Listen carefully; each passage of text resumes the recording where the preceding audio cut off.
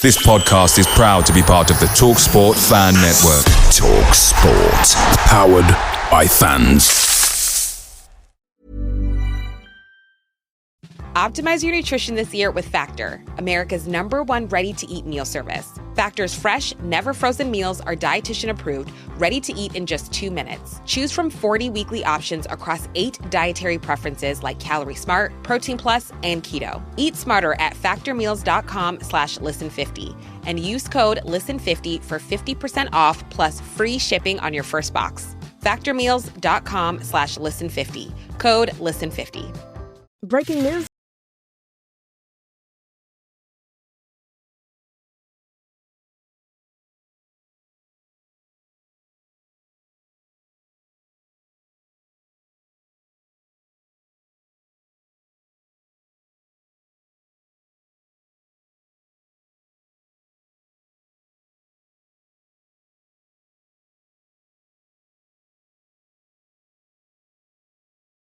T&Cs apply.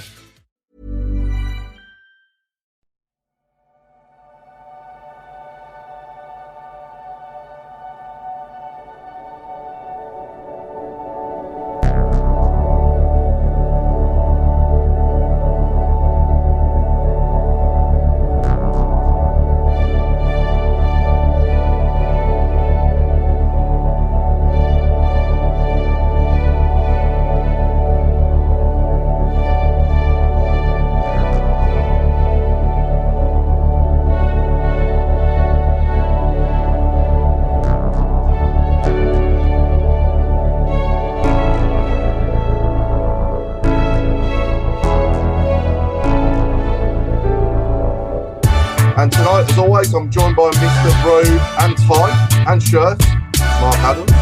Good evening, everybody. Hope you're all okay. What was that supposed to reveal? What was that supposed to be? You are not Superman. The chairman, Alan Watson. Good evening, everybody. Happy New Year. Dallas, Mr. Mark Meredith.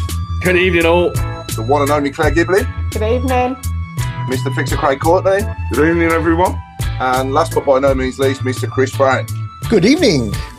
So a week that saw us obviously start last Wednesday with a great 2-0 and probably one of the best away performances along with Wigan of the season. I thought at Blackpool last Wednesday night, I thought we were excellent, especially in the first half, and come away well worthy of the 2-0 win. And I thought we probably deserved more out of that game. And to be honest, we probably should have won by more, but 2-0 will do.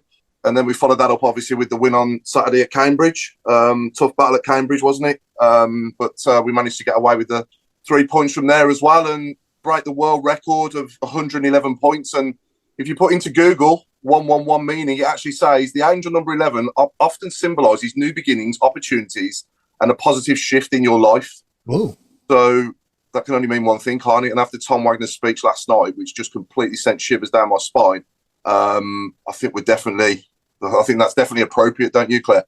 Oh, 100%. I mean, the football we played this week has been brilliant. Going on to Blackpool, I agree. I think the actual play was some of the best we played. I do generally think Blackpool were on the beach. Yeah, literally. But I think that we played some really good stuff. And obviously, the main man himself scored. I'm still so happy from last night. We'll go on to that in a bit. But yeah, I just thought that, we played really well at Blackpool. The Cambridge game was brilliant. The atmosphere in the away end was probably the best atmosphere we've had for years. It was brilliant. We didn't stop singing. We had songs from 10, 15 years ago that all of a sudden came back. It was great. Yeah. And see Duke score, I mean, it was limbs in our end. I know technically it was an own goal, but we'll give it to Duke. Yeah. But that was just brilliant. And, seeing him go off, and he was in tears, bless him. But I think we are on the rise. I mean, Wagner's speech last night, you kind of couldn't believe that you were sat there listening to it, and what he was saying was just, you can't wait. Like, literally already, I'm like, right, July, when's pre-season? Come on, get the kit out, get this.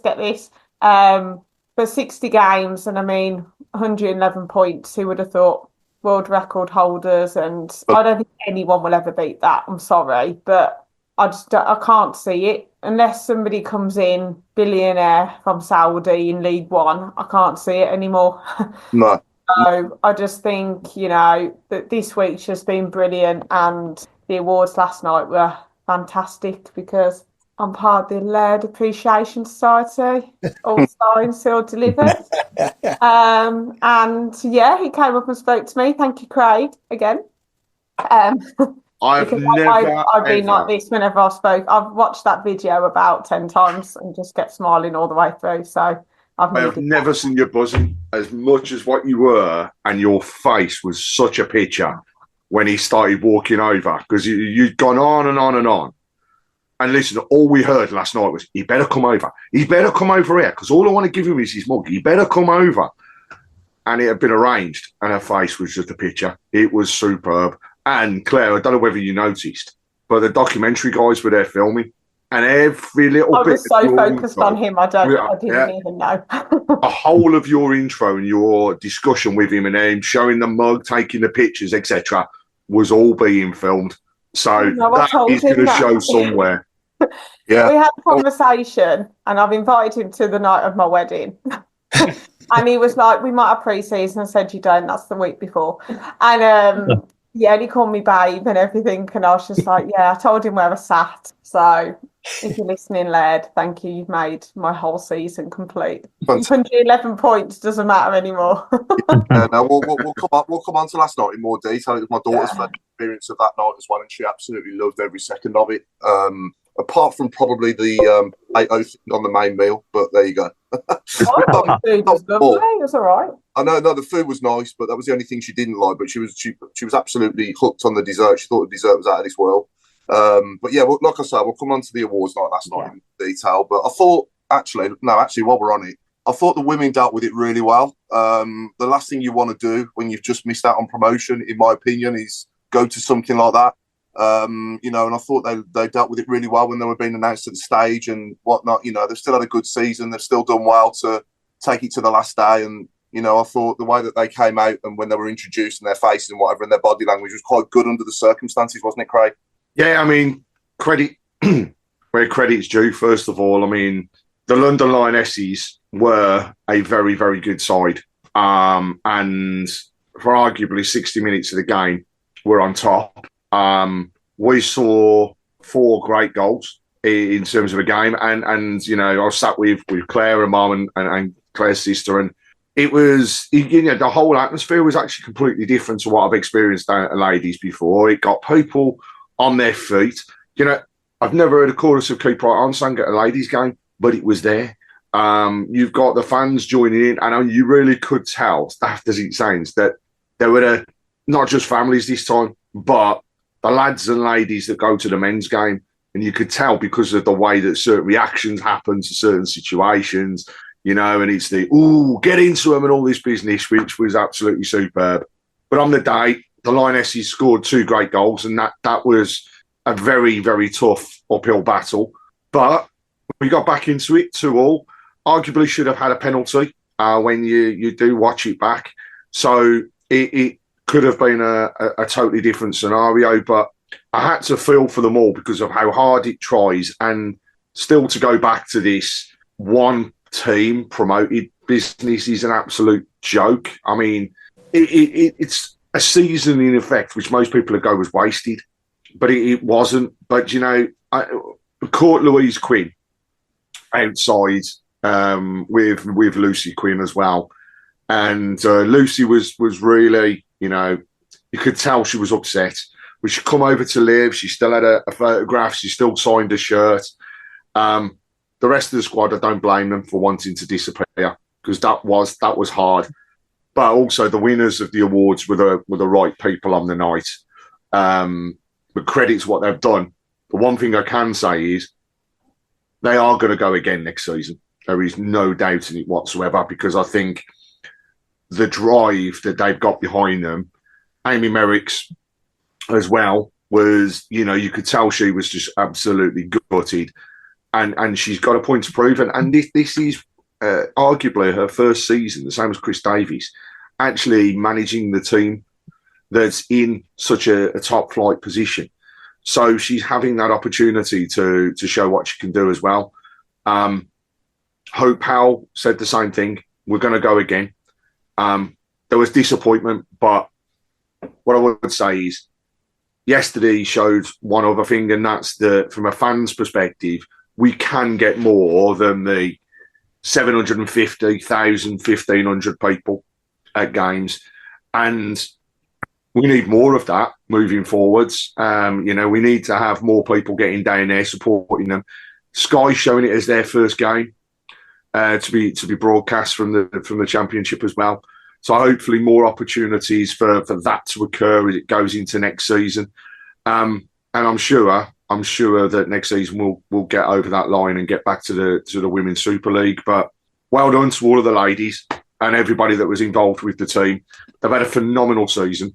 They've lost out by 2 points. 2 points that you can't turn around. We know exactly when it was. It was one of the games where we were up and in the last minute scored, and that was at Charlton.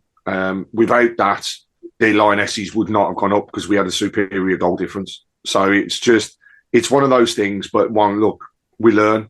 And Neve said it herself when she was on a stage collecting her trophy. They never stop learning, and they'll learn from this, and they'll learn almost like the hard way, but they'll have a rest now and then get back into it and fight back into the full swing next season. But credit to them. Credit to all the fans that turned up on Sunday. And hey, come on, let's try and do that again in the future. I think for me, one thing I picked up on last night a lot was the camaraderie between our players. Like you're seeing like all our first team players together, and they've only played together for a year. Not even that, is it? Since August last year. So to put a squad, and I know obviously we spent money, but you've still got to get your recruitment right. You've still got to get the employment of your manager right. And, it's not an easy thing to do. Get 17 new players in, ship 17 out, and get a team and players getting on that well in a short space of time. You think that they've known each other for years and years when you're watching them amongst each other. I mean, on the way out last night at the end of the award, Alfie May and Williamson and Pake and, they just looked like best mates together. Cochrane as well was there, so they're all having a right laugh. They can't wait to get to the after party, and, they're looking like they're really enjoying themselves and enjoying each other's company as well, which I think is one of the big reasons as well, Alan, isn't it, why we've got 111 points? I couldn't agree with you more. I can think of players and teams that we've bought that didn't get along, Yeah. Especially you're buying a big name or something, and he don't fit in, or last year we had people who were not really, all pulling in the same direction. No names, no Pactville, but this year it's been amazing. And you see Alfie May and Stansfield encouraging each other. I mean, they're both fighting for the same place, but they still encourage each other, and I think that's marvellous. And you never see anybody who's taken off the field for whatever reason having a bit of a paddy. You never see it. They shake hands with their replacement. They sit down. They shake the manager's hand, and they get behind the team. And I don't know if you watched the Old Firm game yesterday. There were two. You wonder why Rangers are having problems. That didn't happen. The substitutes, they threw bottles about, kicked the floor, kicked the door. You think, well, that ain't a good sign, that. But we don't get any of that, and it's incredible. It's incredible. Yeah. We've had, I think, of Paul Devlin on here when he got substituted, but by Trevor, who he never got along with, and all that business. You don't see any of that business. And they all seem to like the manager. He pulls them off. You never see anybody moaning. No. And always there's a handshake from the replacement, handshake from the manager, and we sit down and we get on with the game. And it is. I mean, you, Paul, you must have employed people, and it's very difficult to put a group together doing whatever. Yeah, you get on. Have the right characters, haven't you? And absolutely. It's not the easiest thing in the world to do. No, and to tick two boxes there, they've got to have the ability to be good enough to play in this team, as well as the right character, the right characteristics. I guess as a coach, Mark Meredith, that's an important two things, isn't it, for any team to be successful? Yeah, for sure. And listen, I listened to an interview with Davis the other day, and he said that a lot of his recruitment at the start of the season was that he called people up that he knew, and he knew what he was buying footballing wise, but he wanted to know like a character reference on each player and how would come. And listen, it's full credit to Davis and his staff for the way they've probably done the team building and things like that. But let's not paint over anything either. It's winning's vital to any happiness in anywhere you go. So I think they all built on a winning mentality. They were all very confident in what they were doing. They were always the best in the league.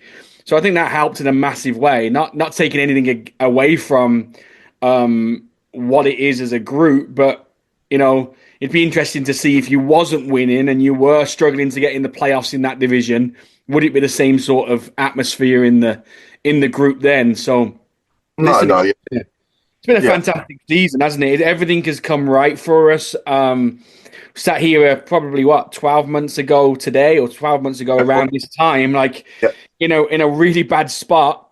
And now we're on top of the world, so to speak, world record holders. We got a team that is full of confidence, and I don't want the season to end. I want to watch another game on Saturday, and they've just announced Portugal, and I'm even looking at it going, man, I'd love to be in Portugal for that week in July and soak that up and all that sort of stuff. So yeah, be interesting to see what he does now. He's obviously now got to bring in more characters. He is going to upset a couple of people probably in regards to where they stand within the group.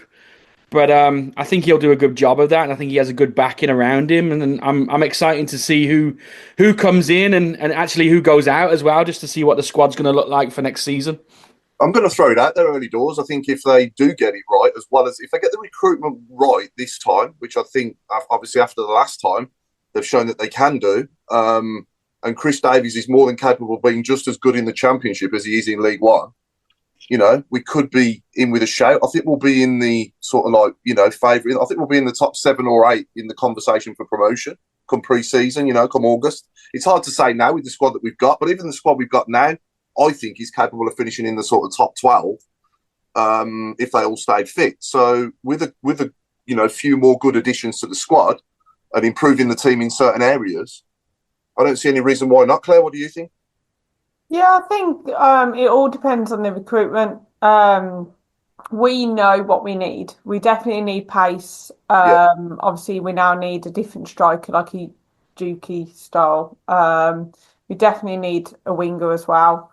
Obviously, Newman, I'm looking forward to seeing. I've heard really good things about him as well. Yeah. I would take middle to playoffs, to be honest. But I think we kind of might need a little bit of, right, we're back in the Championship. This is different now. Like a little bit of a check. I hope not, but, I hope we just carry it on. But I think it's when we get round Christmas time, we always struggle then. So let's see what it's like. Let's see what the first 5 to 10 games is like. And then I think there will be a patch where we struggle, because I think most teams do have that, but we've just got to stay behind Chris Davis. I mean, Wagner basically said he isn't going anywhere, so and I don't want him to go anywhere. It's going to be his first season in the Championship. I mean, this season has been phenomenal, but I think it's going to be harder next season. But I think if we buy the right players, I think we could do well. And if we got into the playoffs, I think that would be a really good achievement. I'm hoping we fly up. We do an Ipswich again, but again, it just depends on everyone else. I don't think, to be honest, looking now at Bristol City and you got Coventry as well in the playoffs. You got Bristol City, Coventry, and sorry, remind me who the other teams are. Sheffield United and Sunderland. Yeah. Sunderland, Coventry, and Bristol City haven't had parachute payments, have they? No. So that gives you hope. And Tom Wagner has come out recently and said that we will be on a par for profit with the clubs that come down. Parachute payments. So there's no reason why we can't be in the same chat as those clubs. And if, like you say, we get the recruitment right, which I've got every faith that we can. I think we will. I think they've done really well so far. I would probably try to utilise the loans a bit more, not go for like we went for like Luke Harris, quite young. Yeah. I would go for maybe a little bit more experience, but who am I to say? Because obviously they've done 100% correct so far. So, but I do think we need a bit of experience, maybe get some Premier League. Not saying go for like 35. But is there someone on the fringes that you can go, come to Blues for a season if we go up? We've got a Euros, haven't we? Is it Euros the following season? So it's again that period of time when you are looking at the fringe Premiership players saying, and do I think we'll go out and buy somebody first of all and make a statement signing based on Mr. Wagner's statements and he's the way he was last night, then I don't think there is any worries whatsoever around that. I think we are going to get a statement signing again. Dare I say, we broke the League One record for a signing. He may well go after the Championship one as well. So it's worth looking at that and seeing how things progress. But we're also, I think, going to loan players, and we are going to find it harder. I agree, Claire. I think the league itself is going to be different next season. The Championship for me this season has been poor. That's why you're seeing some of those teams in the playoffs that you wouldn't have expected to be there. But also, let's not forget, the financial implications really begin to kick in now of all the FFP. So we're in a 3-year cycle. So we've got to go back into that. So we might have one marquee signing and a few loans, but we're going to do something. We're going to be strong. I'll be honest. I'd accept top 10. I know everybody would look and want to say, yeah, let's go for another run or everything else. Be great if we did, and I'm not going to turn that down. But if we're top 10, I'm happy because that's still progression. Yeah, I mean, go on, Robe. Go on. I know I was going to say, I remember last year we used to say mid-table was success, and in a weird sort of way, it is next season. I'd take 12 if somebody said now you can have 12. But why? We can make the playoffs. There's nothing to be scared of. I mean, like you say, the clubs we mentioned, Bristol City, even Millwall have been touching the playoffs. I'm more than confident we've got enough about us to reach for the playoffs. Whether we will or not, God knows. But yeah, I mean, like I say, last night at the awards, I managed to have a quick minute with the manager, and in that minute, I mean, it sounds sort of corny, but he has such a sort of attitude about him and a vibe about him. I mean, if I was a player, I'd think, God, I'd love to play for him. He really sort of, he's so genuine and intelligent. So yeah, I mean, I can't wait for next season. I think what I like as well is that the last couple of games haven't petered out. They're not end of season dead rubber game. He's on it as if we're going for still everything to play for. And that's really been encouraging. And I mean, I honestly rotation as well. So he's rotated it, and it's still been the same. Exactly. And to be honest, Claire, I thought he'd give people like Peacock Farrell a game, people like that, but he hasn't. He's treating it like we've still got the league to play for, and that's the sign of a winner. So I think for me, Robe, that obviously Tom Wagner on that stage last night didn't come across to me like a chairman that would accept mid-table mediocrity. No. I don't think at all he'd accept that. I think the ambition at the start of next season is going to be to try and win the league. He's going to do whatever they can do to try and win that league. That'll be the mentality. I'm not saying we will, but I'm just saying that will be the aim. And why not aim high? Why not go for that? Yeah. We've got everything there to do it. There's like you've just said, there's nothing to be scared of in the Championship. What Craig's just said there's nothing to be scared of in the Championship at all. And the club's coming down as well. I mean, Leicester, Ipswich and Southampton. I don't know. Will they be as strong in the Championship as they were last time they were? I don't know. To be honest, Paul, I don't think Leicester. I think Leicester are going to self-combust the way they're going. So I don't think Leicester will be a challenger at all. To be honest, I think out the three of them, Leicester were the best ones out of three. Because when we played Southampton, I wasn't shocked. I wasn't like, wow, they need to go up. When we played Ipswich, I was the same. I've just seen Robe's name on the. Yeah, no, I'm me. I know what. You're right, Neil. Sorry, it's just like, I just looked at it and it's just made me giggle. But I do think, like, Ipswich, we gave them a game and we were rubbish. So when they went up, I was like, I think you're going to come back down again. But Leicester they've always seemed to be an okay team. But I agree with you, Paul. I think we'll make a marquee signing. I think we'll break the record for the championship as well. Yeah. I know his name's been bandied about. Would anyone take Shay Adams? Absolutely. Yeah. I would. I mean, people have been knocking it, and why? He's 28. He's done business. He was much older than that. I couldn't believe it when I said he was 28. I mean, there's sorry, I missed that. Shay Adams coming back. Shay Adams. Oh, Shay Adams. Yeah. Oh, God, goodness me, yes. Yeah. I'll take him back tomorrow. I mean, people are saying, oh, yeah, he hasn't done a lot the last couple of years, but he's 28. He's played in Serie A. He's played on the international stage. He got 11 goals last year in Italy. In Italy, yeah. Yeah. So that's like getting 25 in England. So yeah, it's just ludicrous to turn your nose up at people like that. I mean, he's probably just a rumour or whatever. I don't know, but I'd have him back. That's the sort of player we need. Yeah. He's strong. He's fast. He knows where the net is. Obviously, certainly in this league, he does. So yeah, I mean, obviously we've seen the best of him in a 2. Obviously with Juki up there, but in a 1, obviously as a 1 on his own, I don't know. I mean, we've played him like that before in the past, and I think the most goals he scored in the season before Gary Monk came in was 7. So that sort of season where he sort of like really hit it off was up there with Juki, wasn't it? But yeah, I don't know. I mean, he didn't do bad at Southampton, did he? I think he got 16 goals for them, didn't he, in the Championship as well? Premier League as well, didn't he? He did. Played in the Prem. Yeah, I think he got 7 or 8 in that, didn't he, as well, in the Prem? Yeah. So yeah, I mean, whoever Chris Davies, thinks he's good enough for us, he's good enough for me. I've got every faith in Craig Gardner and Chris Davies and the recruitment team getting it right for us again. Like I said, if they do and it works out, then there's no reason why we can't be up there again in the Championship. Not at all. So, on Friday, I played snooker with my Crystal Palace friend, so we had a good chat, and I had to inform him that we were about to break the world record, or we had already broken the world record, but we're just going to increase it on a Saturday. And he said, "Oh yeah, because he doesn't, like most people, he doesn't follow anybody but his own team."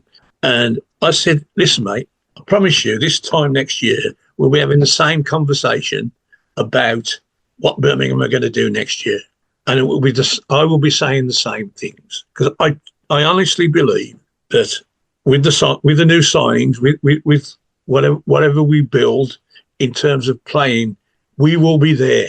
We will be in contention for promotion. Yeah. Whether it's top 6, top 3, I don't know, but we're going to be there. And you look at the four playoff contenders this year.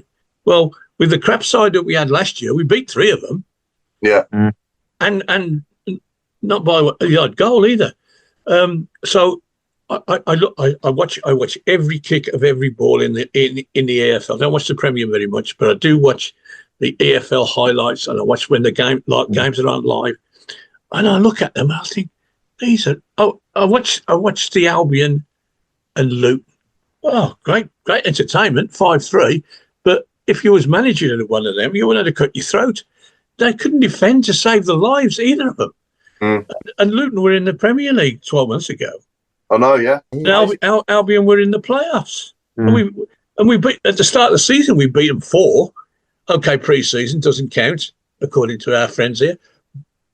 But we still beat them 4-1, and they had a bit of a run where they were in contention and fell away like feathers, Yeah. And you're just trying to think, well, goodness me, I would want to play them first game of the season. Bring them on. The bottom 3 are coming down. Bring all them on, and the only 2 that if we got to play them tomorrow would be Burnley and Leeds. Yeah, they would give us a real hard game, and we probably wouldn't beat them. But from 3 down, what is that? Nothing. No, not at all. No, it's certainly going to be. I mean, I for one can't wait for next season to start now. I can't wait to see who we sign, and it's almost withdrawal symptoms already for me. I don't quite share your passion for the next season just yet. I'm bloody happy that it's all over. I can relax. I thought I could relax when we got promotion, but the manager set us more targets, and even on the last game, which I'm sure you enjoyed it, Claire, being there, but me sitting on my settee watching it, oh God, it was awful. It was shocking, but we got the result, and all that feeling went away. And I watched the celebrations afterwards, and I just felt so relieved. That's all. No more crap referees. No more playing on poxy little grounds. No more. The list is endless. But the refs are still crap in the championship. Al. Well, yeah, they're just bad, aren't they? Yeah. But you know what I mean. It's we were world class in a tin pot league. Let's be brutally honest. Yeah. And every game we played, the opposition, want to just spoil the game. Let's do what we can to stop them playing. We'll go and fetch the ball out the terraces, and find the longest way back, and all this business. And referees pointing at them, going, "Don't do that, don't do that." And of course, they just carry on. Yeah. And it was getting to me. Why am I coming all this way to watch these people behave like this? I've got to be honest. Of the games I saw last year, the away games were much more interesting. I think the Wigan game particularly, that's when we showed really how good we were against, at the time, they were decent opposition. They weren't in the bottom six like they are now. They were in the middle of the table and looking upwards. The Charlton game, I saw both Charlton games. One we won 1-0, one we lost 1-0, but they were proper games. Orient was a proper game. Couldn't get to any more, but it was so much. And going at home, and here they come. Mr. Who the hell are these? And they trot out and they kick off, and the goalkeeper holds the ball for 20 minutes, and get on with it, do something, a bit of pride. Anyway, I think they were wasting time at 2-0 down. Come on. Going back to what you said earlier, Al, for me, what's making me so excited, and I can't wait for next season to start, is sitting there last night and listening to Tom Wagner. It was like hearing an ice cream, like hearing the tune of an ice cream man outside the front of my house. And I just want to run out and get one. You know what I mean? Yeah. I can't wait. That's exactly how I felt, and I just cannot wait for next season.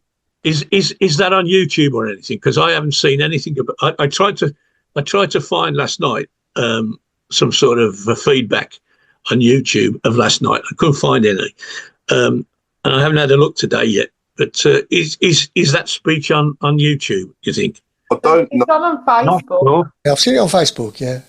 I'll send you the link, Alan. Okay, thanks. When you hear it, Al, you'll be the same. You're like, can't wait. Yeah. When's it gonna Well, I've heard a few snippets of him, and like I was telling my Crystal Palace friend, this bloke don't talk. Well, we hope to do this. We will. We're going to do this, and he does. He does.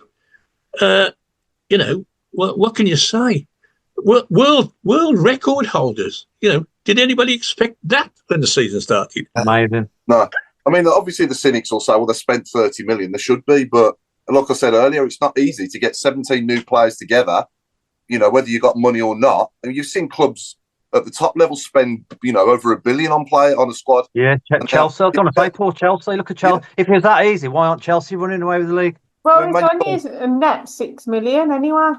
Yeah, I know players we sold, yeah, absolutely. But Chelsea, Man United squad must be worth 1.2 billion, and they're 15th in the Premier League. There was one particular gentleman this week on TalkSport. I think his name is Ablongahor or something like that. And and he said, "Oh, congratulations! They've spent 30 million and they've won League One." And I was dying to somebody to say, "Your team spent 300 million and won Sweet FA." Yeah, absolutely. Because it doesn't mean everything. He spent the manager and the directors spent the money and it was like a jigsaw. You know, you could buy all sorts of people, and they don't fit together, as did. And we've already said about the camaraderie and the feeling in the dressing room. That isn't easily created. You know, it's very easily to destroy it, as we found in the last 2 years of various people, you know, sticking their noses in. To do what he's done, I can't find the words to say how great I think this manager is. And my biggest fear is we lose him. You know, I've always wanted, from the time I have somebody like a Bill Shankly to come in and create a dynasty, right? I'm here and I'll be gone in 20 years' time. Alex Ferguson, I'm gone in 20 years' time. Not a fortnight after we've lost 3 games and whatever.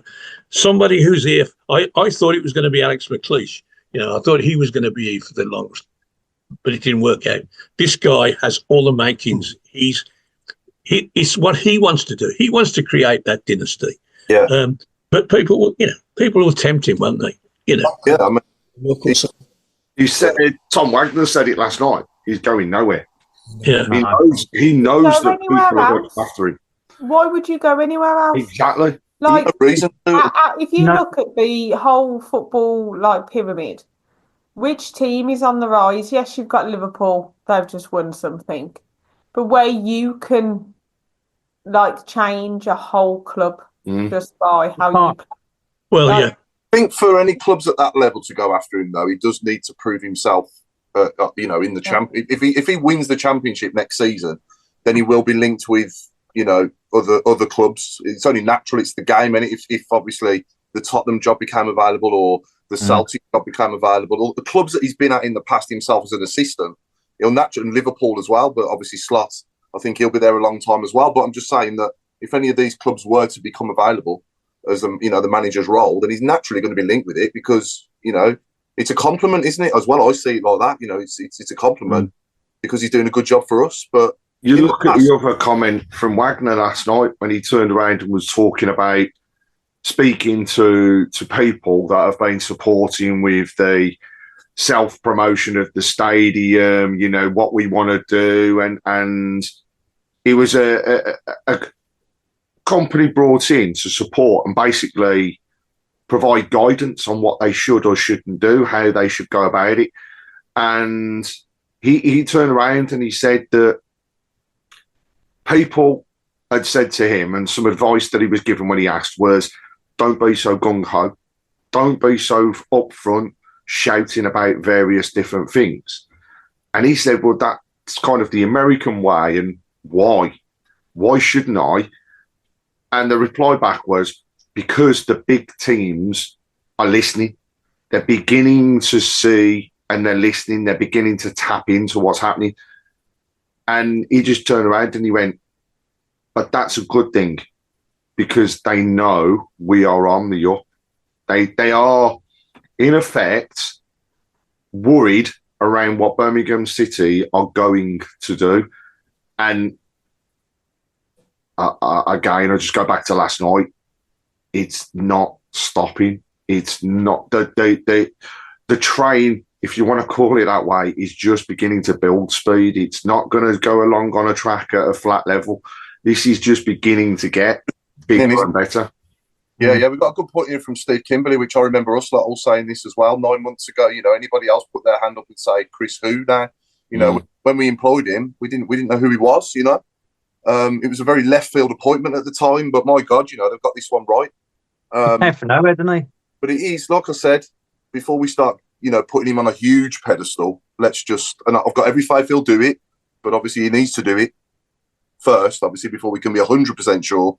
Just needs to obviously go and get us in that top 6 of the championship as well. I think. Can I say as well, though, the backroom staff, sorry, Claire, I was just going to say the backroom staff as well deserve huge credit for what they have done. And, you know, when you think about the goalkeeping side, Mike Taylor, right? The guy has stuck with us throughout all of the ups and downs that have taken place. And he's been there. Ben Petty, the number 2, You know, what work he is doing as a coach on the field as well as Chris Davis. Yeah. Gardner with all of the, fitness regime and keeping everybody fit well, and when they've been injured, getting them back quicker. All these things are an accumulative thing. It's not just one person. Davis has come in, has hit the ground running, but his backroom staff, and let's take into account as well, some of his backroom staff changed in the season. You know, went, didn't? Yeah, I went. Yeah. So, you know, when you think about the fact he's gone through change, he's building his own empire now. And that's what we do need. We need somebody that's come in, steadied the ship. Now it's time to go to the next level and see what else they can do. And the championship next season is our next level. And if we do what we've done this time, then the momentum will continue. You know, whole season unbeaten at home. That's going to go into next season. They're going to want to continue with that particular record. The record of games, you know, without a loss overall, the away record, everything that's been set, they're going to want to keep that momentum, because the other thing to factor in, next season, we're not going to have 1,000 fans sitting in an away stand.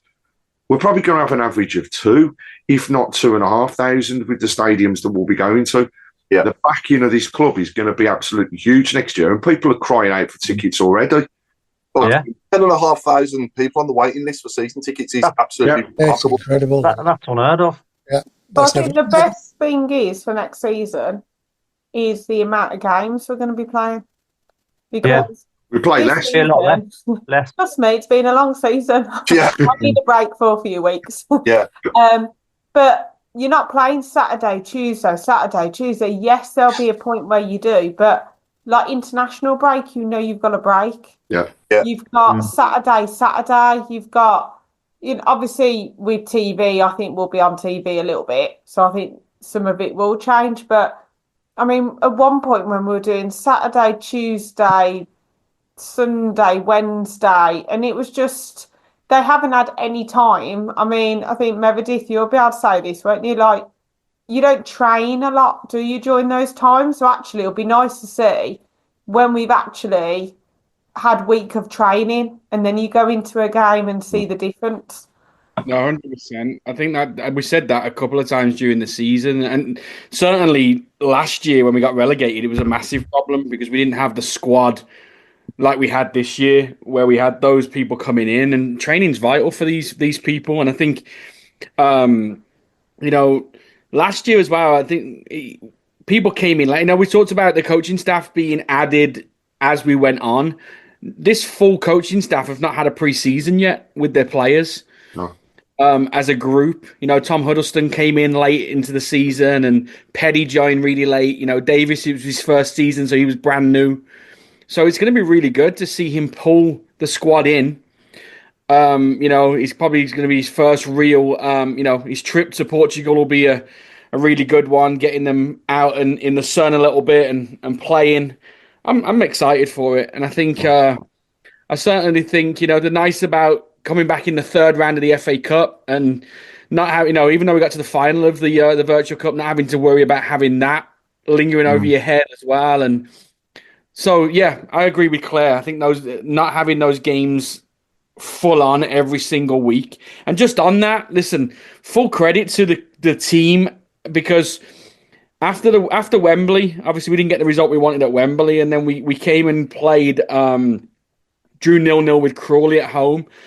And you had a feeling that was probably the season over. You'd won the championship without kicking a ball the day before Wembley, and you thought, you know what, we're just going to go through the motions a little bit now. And you look at it, and they've won 5 games. They've got 15 points out of 5 games in a space of 13 days, and 4 of them being away from home as well. So with the travel as well, it's phenomenal to think that they got to where they were, because I was happy after coming back to America from the Wembley, even though I was disappointed with the result. I was happy that the season was done. We were champions, and then let's just see what we can do. So to sit here today with 111 points it's unreal. It really is. Yeah, no. And obviously well done to Christoph Clara for getting fans player and players player of the season as well. And Jay Stansfield, top goal scorer, and obviously never in doubt was it Tomoki Iwata's phenomenal thunderbolt against Newcastle, got goal of the season as well. I loved his speech, by the way, and I mean, he didn't have to say much, did he? I just like Keshi's. What was it? How did he put it? His reaction. Keshi's reaction is enough, and it was just that was it, you know. But there was so you could predict half of them that happened last night. It reminded me of one of the Spice Boys in that suit, Kesha. He looked like one of the Liverpool players. Oh yeah, the League Cup final one. Yeah. Oh, thought he'd borrowed it from Steve McManaman or something. Yeah, no, it was a good night. I'm just listening to your and looking at your faces and whatever, and I'm not picking on you, Paul, but you're almost apologetic for your enthusiasm. Oh, I can't wait. But if it doesn't go right, you know, don't think like that. It's Birmingham City. I don't think you actually do. Birmingham City, we do what we want. If it doesn't go right, if it doesn't go right, it doesn't go right, mate. But I've got, you know, I don't think I've felt great as a Blues fan before. Don't get me wrong. I remember the summer of 2004 when we signed Heskey, Gronkia. We'd already got David Dunn, Savage, Forsell. You know, I think that was one of the most exciting. I was only young then, obviously. I was 25 at the time, and it's like, wow, you know, life's good. But almost like a Galactico era, wasn't it, that summer? Absolutely, yeah. And there's no reason why we can't. I mean, for me, the best owner we've ever had by a country mile. And, you know, I loved David Sullivan at the time. You know, a lot of the time he was with us, I did like him a lot, and he brought us some good times. But I just think this guy's going to take us to another planet. I really do. Me too. Yeah. And also say we've got another huge positive that's going to help us going into next season. For those people that were there last night and those that have probably read the press today, Birmingham City, congratulations. We are now Category 1 status for our academy again. Oh, fantastic. That's good. That came out the blue, didn't it? It did indeed. I mean, that's a huge thing, as you know, Mr. Meredith, you'll be able to tell us, but the fact that, as he said, we will be playing teams the likes of Liverpool, the likes of Chelsea, the likes of Spurs. And the other thing is, teams can't now just come in and poach our players. They've got to go through the full ritual and kind of regime of making sure that they're going through signings properly. You can't just come in and go, oh, we're having them because we're better than you are, because the Cat 1's there. Now, it is a Cat 1 that rolls. It will be assessed again. We're not the same as what we were last time we got this, though. We were let down last time. We were stripped of everything last time. This time, they're just going to put more into it. So, you know, again, parts of what's happening is because of the stuff that was brought in. It's just, I mean, it's remarkable to think where we were, how low we had got, and then where we are now.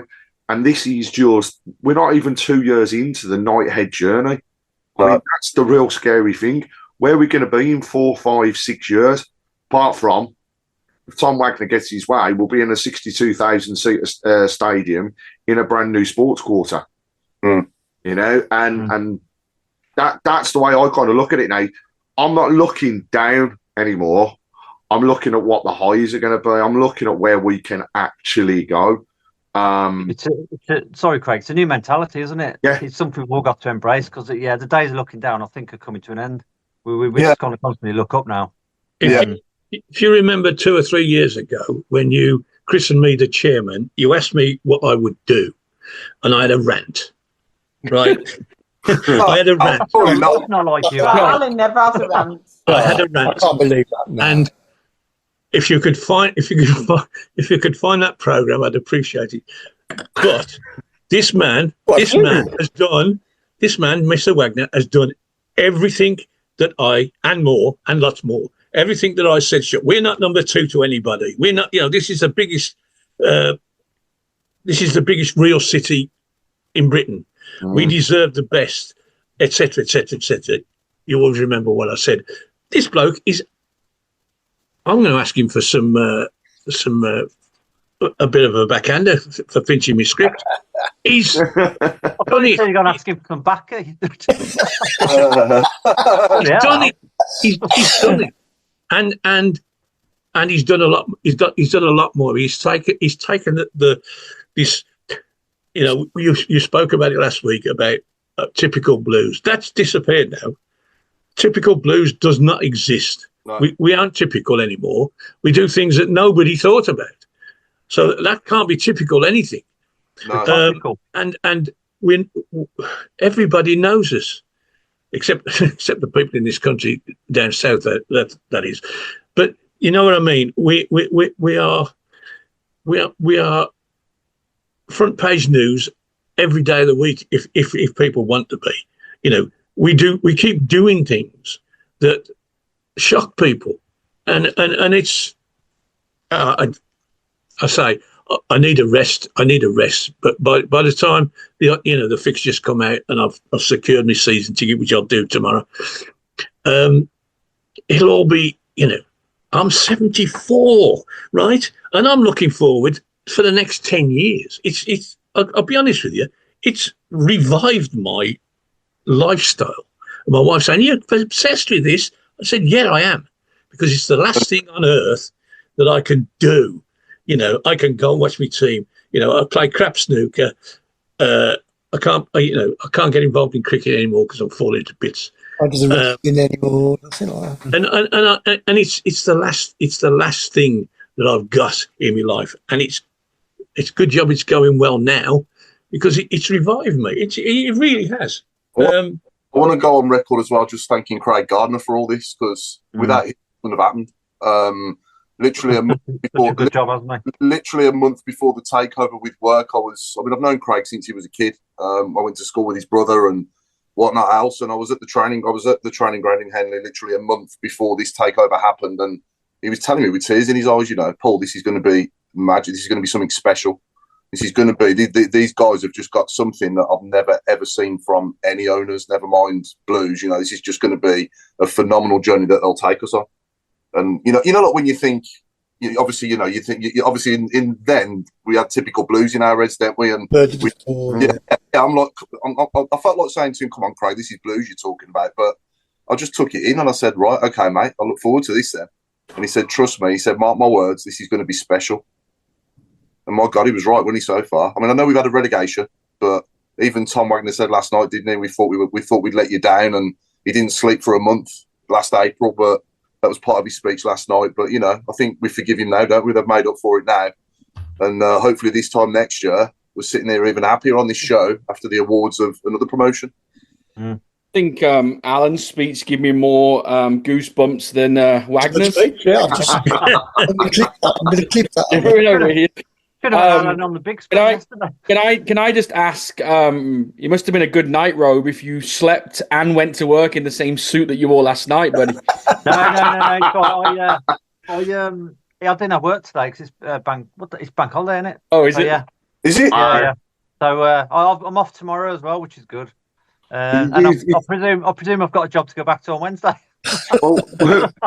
Are you wearing the tie still? Because what you're trying to do is impress the parole board, just in case they actually say yes tomorrow. Is that what you want to? Is that what it is? Well, if anyone wants to step in as character witnesses, feel free. Yeah, I don't think we do. No. Despite the fact that some people, you thought some people liked you last night at the Players Awards. We all know the truth. I think lots of people liked me last night, Craig. Thank you very much. I had lots of nice gestures and, drinks gestures. For Are you me sure that a 2-finger and single-finger gesture is nice? Because sometimes some people don't take it that particular way. I thought they were just saying that 1-1-1, but There's some dodgy photos going around of the Robe. Hang on. But, all right. Just for reference, the DNA has been collated and they know where you live. I think coming back onto what I was saying earlier as well, I want to say well done to Daniel Ivory as well, winning fan of the season. Glasgow won that, yeah. Put a hell of a lot of hard yards in, didn't he? Behind the scenes, trying to find out what was going on with the previous owners, and got so much information for us, and played a part, didn't he? He played his part in all this as well. Definitely, and I think Optimize your nutrition this year with Factor, America's #1 ready-to-eat meal service. Factor's fresh, never frozen meals are dietitian approved, ready to eat in just 2 minutes. Choose from 40 weekly options across 8 dietary preferences, like Calorie Smart, Protein Plus, and Keto. Eat smarter at factormeals.com/listen50 and use code LISTEN50 for 50% off plus free shipping on your first box. Factormeals.com/listen50, code LISTEN50.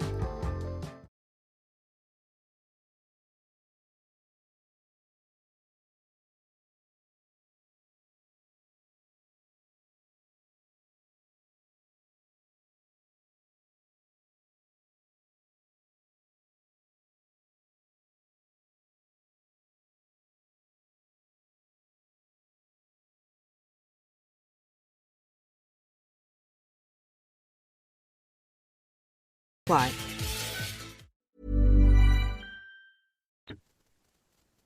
Maybe too soon last season, but it's credit where credit's due, and fair play to Daniel. Can I just say as well, just before we go on to another subject, but just very quickly, last week's show, Foundation, right? We got Blues Fest.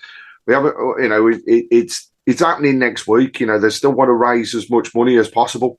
Now, we've had a very kind offer in regards to next week's game, and that is the opportunity for listeners to win a family pass for the day at St Andrews next week. Right, so opportunity to go and see heroes of the past playing again on the hallowed turf against our Baggies friends. So I got a simple question, and if people can contact us via email or via our Facebook group, via Messenger as well, with the answer to the question, we'll put you into the draw and we'll let you know by mid to end of next week who has been selected.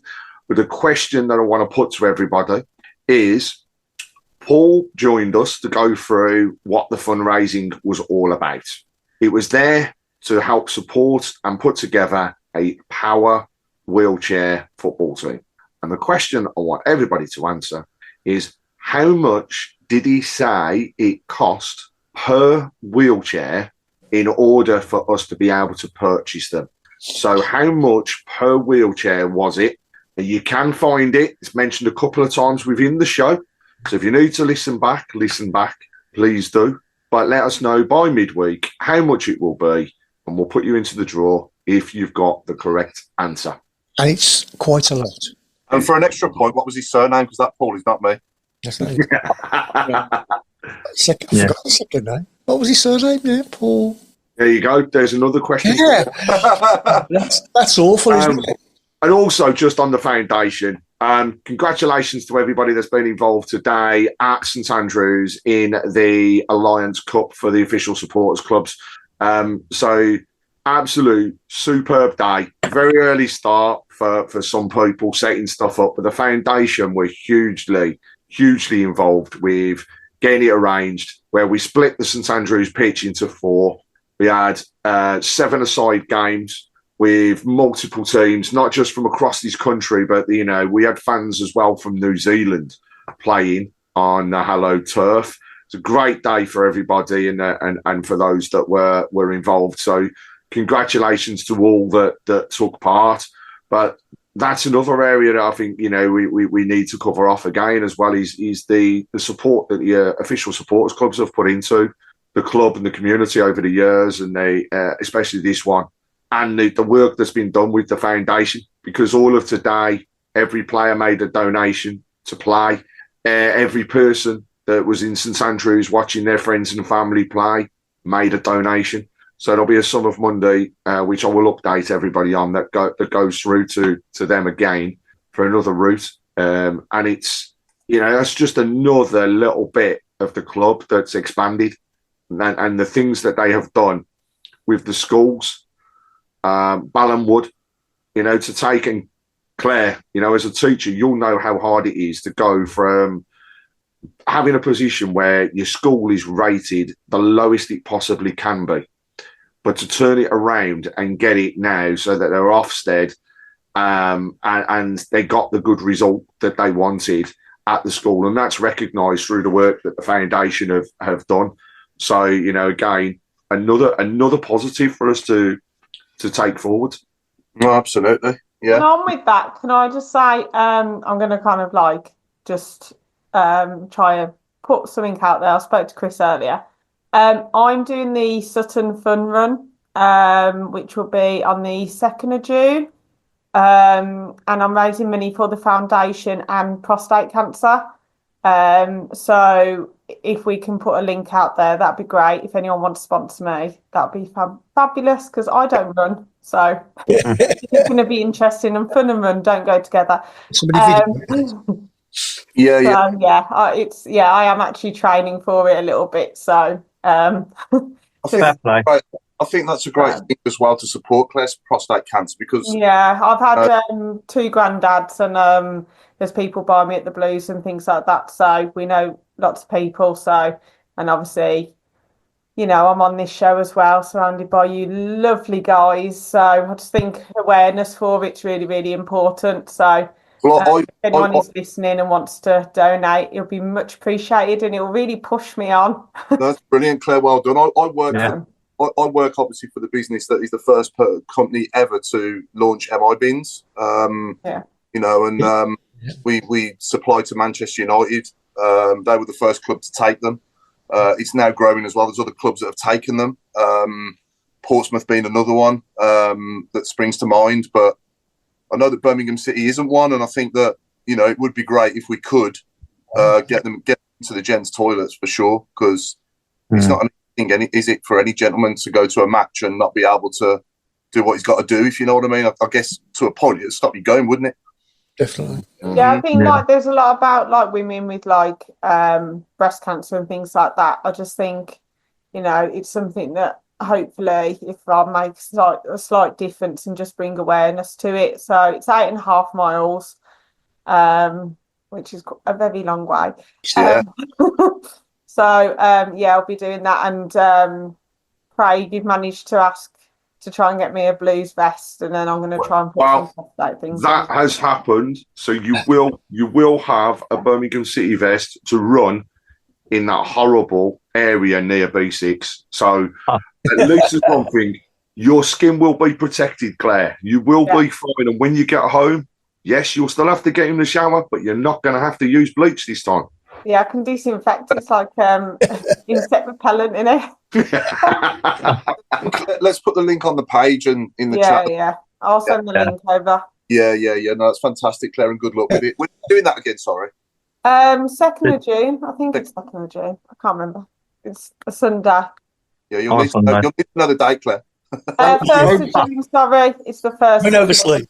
Robe said he'll give you 10 pence a mile. Yeah, we'll talk about that. Gone up to 40p over here, Mark. You've a bit more now. Yeah. Cost of living and all that. Yeah, I think that covers all the awards, doesn't it? Craig, do you want to cover some of the ladies' awards as well? I think there was goal of the season, wasn't there? Players player again and fans player. Yeah, and I think it went to the areas fans player, young player. Yeah, and also there was obviously players player. Now, Niamh Heron won 2 of the awards, and I think it's definite credit to her and the work, you know, and her attitude as well as the season's gone by. You know, she's such a young player, and she's taken on a lot. She's actually improved as we've gone throughout the season. Getting her England call-ups as well has been fantastic and helped her throughout. And then the other awards, really, I mean, you could pretty much call what goal of the season was going to be from Shannon. I mean, it was a screamer. Being down there to watch that as well. It's like one day we're watching Iwata, and then the next day we're watching her do that one as well. Was just superb. I think one thing I do want to do, though, you know, I mentioned it a little bit at the beginning, but I want to give credit to Amy Merricks as well. You know, we talked a lot about Chris Davies being young and in his first role, but Amy is also, you know, a young upcoming manager, and the work she's put in and the way that she has changed a few things around with the ladies is phenomenal. And again, you know, we talk about players coming into the men's, but there was such a lot of change that happened with the ladies team as well. And throughout the season, what you've seen is that same knitting together and really opportunities to try and play the same sort of front foot, high press football that we've seen. And we want that to continue. So, you know, Amy has said herself, we'll go again. I believe the work that she had already done previously with Hope Powell and the fact that Hope is still within the club will help us secure Amy moving forwards and give her an opportunity again next season to build on what we've got. And you know, the whole structure is about to change. You know, there was the vote for the Women's Super League to look at expanding the size of it as we move forwards. Unfortunately, it's not going to lead to more people being promoted, but what it's going to do is there may be a period where there's no relegations to build the numbers up. So it's going to have those opportunities to take it forwards. But she is young. She is learning and plying a trade in a hugely competitive league. One spot, to go back to it, I mean, it's daft. Yeah. But there's that. But also the other thing I want to say is, at the end of it, we're an up-and-coming club in both areas. We don't deserve, and you know, we didn't deserve to be in Division 1 last year. But we've done it. We've got out of it. We've fought. Now they're going to go, and the men want to go for the Premier League. The ladies want to do exactly the same, and I think it'd be phenomenal if we can get that achievement and get it over the line in terms of just having that chance to say Birmingham City Premier League for both areas. You know, it'd be great. And again, as we move forwards, I think the investment that we're going to see, I don't think it's going to drop away. I think we'll continue to see the investment. They're going to continue to push. But as much as they invest, you know, we as fans need to invest as well. So it'd be interesting to see what happens regarding season tickets and pricing for the ladies moving into next season. And I'm sure they'll set the same example as they've done for the men's, which is keep it affordable. Yeah, coming back onto last night as well, I thought Kelly Summers presented it outstandingly well. I thought she was brilliant. Yeah. But do you know, there's one thing I'd love it to be. Well, I gotta say, I'd have loved it to have been Richard Golding. He does it. He's on the pitch. He gives us, you know, he's Mr. Birmingham City, you know, presenter when it comes to the pitch. And I'd love to have seen him having the opportunity. I do get why it was Kelly. She did a very good job. It was good. But I'd love to have seen Richie there, and you know, good old Mikey Burr has actually played for Solihull today in the Alliance Cup as well. Okay, thank you to Mikey. But as he said, there's always that little bit. There was only a little bit where he was going to get the opportunity on the stage, but hopefully, you know, next season we continue to see him. We continue to see the rest of the DJs and the work that's been done. And the whole kind of around the stadium, you know, the experience and everything else.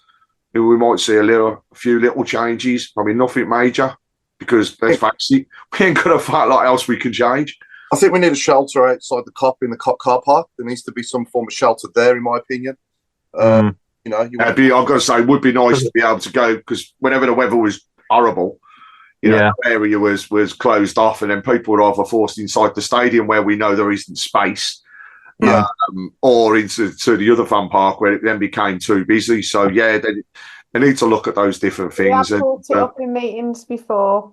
There we go. We've got another one in a couple of weeks. I mean, even if they put like an awning outside the Happy Abode, so people can stand outside the Happy Abode. That's not the Happy Abode anymore, is it? What's it called now? The Robe and Ball. Yeah.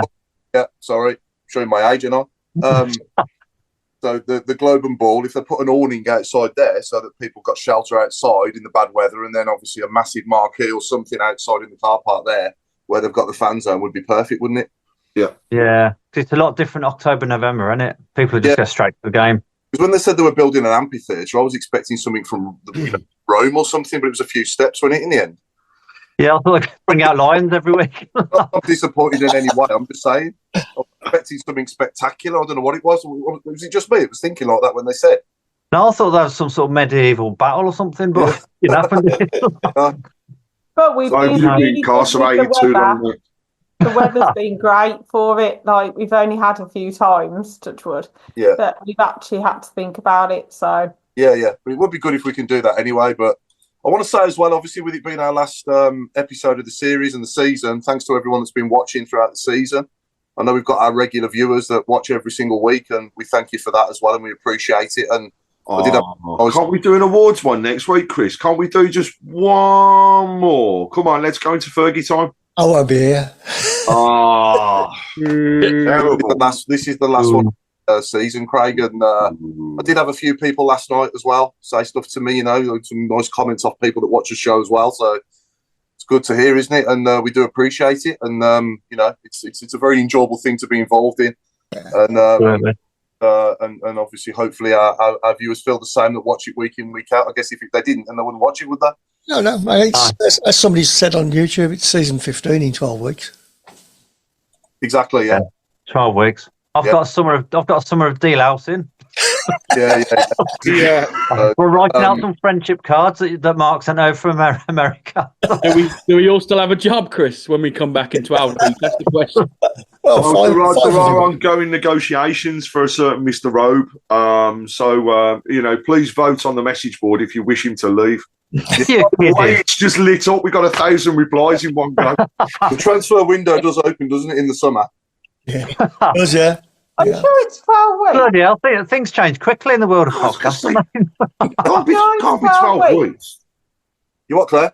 Are you sure it's 12 weeks? It's red. Yeah, It's not. It's longer than that because I get married in like 11, and I come before the football season starts. It's about a little bit later. I think it's 13. I think that's close enough. Yeah. Have we had any comments off any of the chats? Good evening to everyone on YouTube, by the way.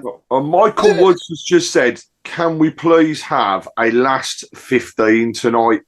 Do you know what? I think we should have a jovial last 15. He's read my mind.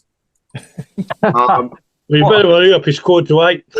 Have we not got bonnets? Have we not got bonnets tonight, Chrissy? We have got a couple of bonnets, yeah.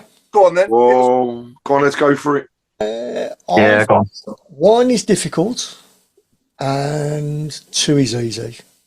There we go. So they should be on your screens. You've probably got I think you've probably got the second one, Claire.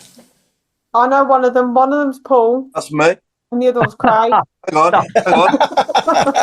Let's go. I'm waiting now. Is that it? Can you see them? Yeah. No, I can't. No, I can't see him yet. There's proper lag on Facebook. Yeah. Is that Juki on the right? I can't see anything. I can't. That was the easy one. Yeah. Bob Hatton. You told I'm not going to know the other one. The other one Joe Gallagher's the first. 1970. It's not Joe Gallagher now. Ooh. He played for the Blues and he wore a Blues shirt. Mm-hmm. Number one. Not Bob Hatton. Was it Hibbett? Well done, that man. I don't know why. I don't know why. It's the first name that came to my head. Was it? Who? Kenny Hibbett. Oh, okay. Terry Hibbett. Terry Hibbett. Sorry, it's a hard Hibbett to break. Dear me! He's died already. I don't know. I don't know. I got that, to be honest. We need a break. Jesus Christ. Well done, Dave Twine, and anybody else who got. Opposition, did he play Robe? Was he centre half? Alan, Kenny Hibbett. Who are we on about now? Oh, it was a Kenny Hibbett play. Terry Hibbett. Kenny Hibbett. Terry Hibbett.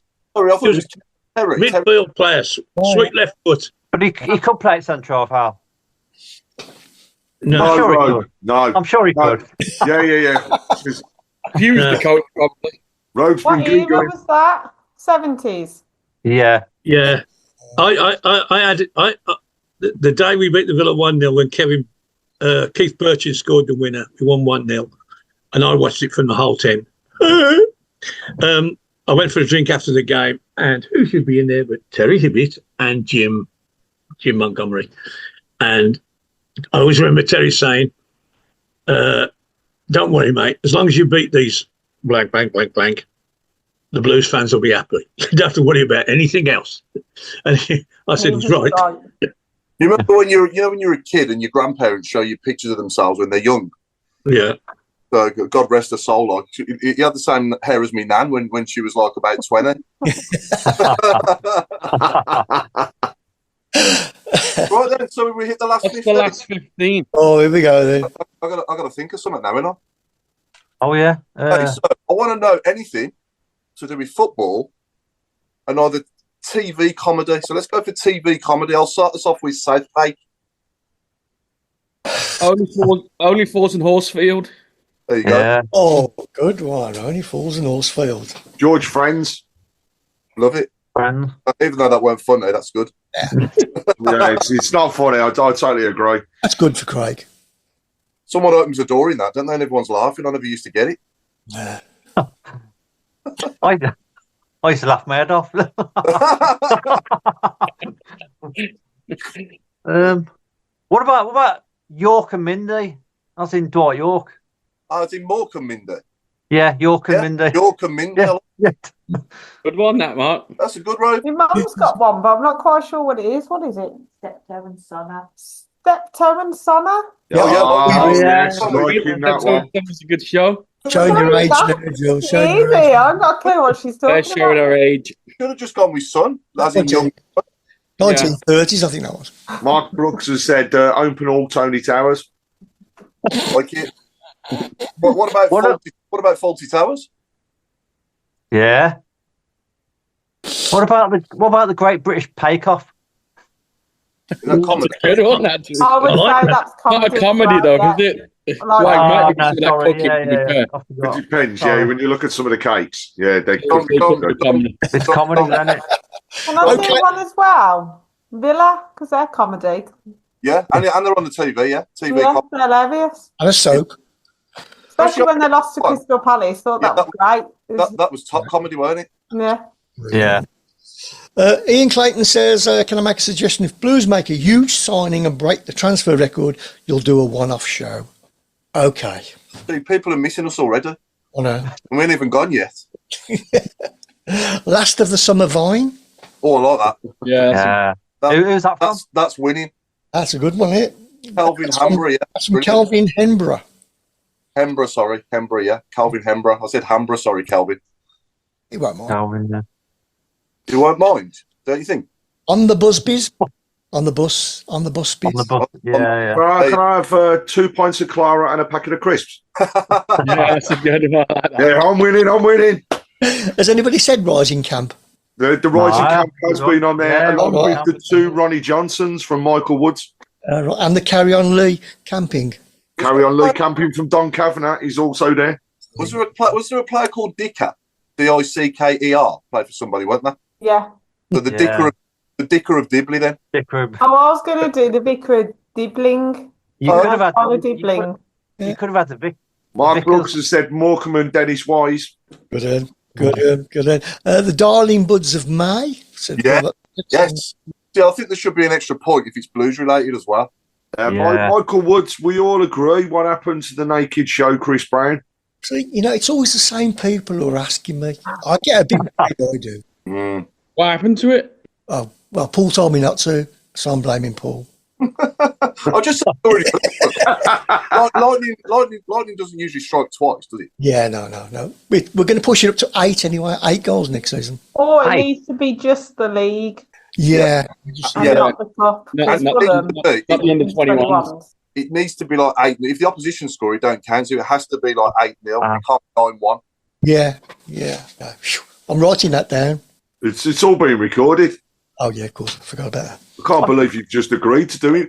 4 goals, Chris. I mean, come on, that's impressive. Sounds like he likes the thought of that. Doesn't it? I don't get Dave Latchford. Dave Latchford? Dave, Dave Lash- No, I don't get that one. Nottingham I like Forest that. Gump. Mm. Yeah. Nottingham Forest Gump. yeah. Yeah. That's comedy. Yeah, I suppose it was. It was more a comedy film, wasn't it? Yeah. Film. The Unai Emery show. Yeah, that's a winner. Right, I love that. That's twofold, isn't it? That one. Duke of Hazzard, yes. Yeah. Some of us remember that. We used to like those. Yeah, very good. Some good ones. A Premier League of Gentlemen. Mad show. I see what he's done there.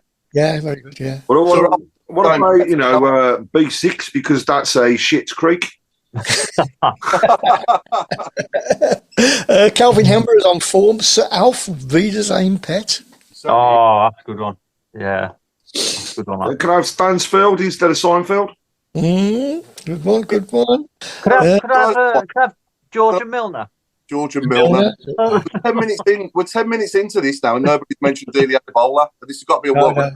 But now you've started it. The Carson Young Ones. That was a proper comedy, that one. That was superb. The Carson. I can't think of any more now. No. Well, Meredith, you got to think of some over there in America. There's got to be some American sitcoms. Yeah, now I don't even watch the TV anymore. While we're talking about that, what about a lot of people on YouTube going on about Yokohama, whether he should be... What, as a comedy? Yeah. I think he's got pace. I think he's tricky on the ball. He obviously needs to learn what to do with it a bit more when he gets by the penalty box. But with a bit of coaching and mentoring, I don't see any reason why he couldn't be a good impact player next season. Yeah, I think defensively he needs to work on a little bit more as well. Maybe bulk up slightly, but I wouldn't be surprised if he didn't go out on loan again. Yeah, and I think he's a good player to have. Another one as well is Donovan to the right as well, who's coming back from Brentford. He's only on loan at Brentford, isn't he? Yeah. So he could come back. I don't think he'll come back. You don't? Okay. I think he's gone. I think his head's been turned. I don't think necessarily the head's been turned. I think he's just... I don't know whether the attitude's correct for our club now. You know, I just look at the different mentality that we have with our players. And yeah, I just think he'll have his chance to come away from it. Couple of others that have come through whilst we've been talking. Everybody loves Redmond instead of everybody loves Raymond. The next one is just a simple. It's not a comedy anymore, but we are Birmingham City because we are the IT crowd or IT crowd. Okay, yeah. Okay. I used to like that. That was a good comedy, wasn't it? Yeah. Here's the first Delia Debola one here. Delia Debola porridge. Yeah, get it. Porridge. Benny Clint Hill. Yeah, that Richard, what's his name? Richard Deja or something. He's very funny. He's the guy who was on the IT crowd.